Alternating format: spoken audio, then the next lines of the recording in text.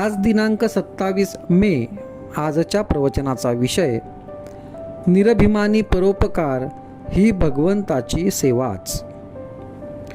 प्रत्येक मनुष्याला परोपकाराची बुद्धी असणे अत्यंत जरूर आहे, पण तो कुणाला शक्य आहे आणि कुणी करावा याचा विचार करायला पाहिजे. ज्या शेतात पाणी भरपूर पुरून उरत असेल त्याच शेतातले पाणी बाहेर टाकता येते आणि ते हितावहही होते. इतर शेतांच्या बाबतीत ते होत नाही. अशा शेताला पुरेसे पाणी कसे मिळेल याचाच आधी विचार करणे जरूर आहे.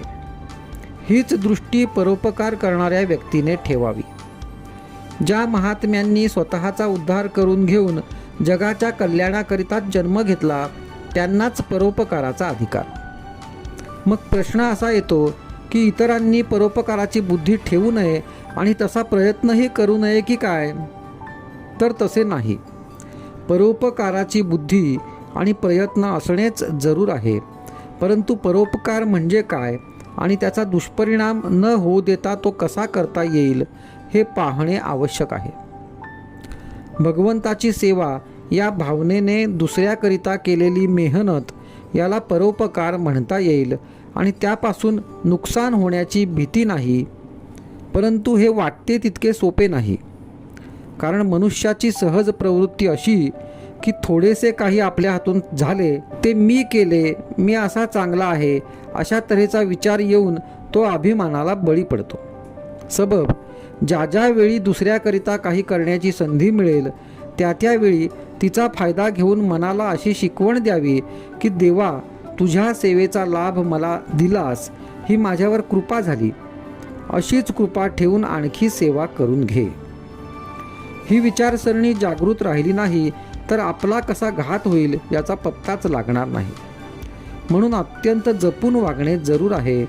परोपकार याचा सरळ अर्थ परउपकार म्हणजे दुसऱ्यावर केलेला उपकार. यावरून असे लक्षात येईल की परोपकाराला दोन व्यक्तींची गरज लागते.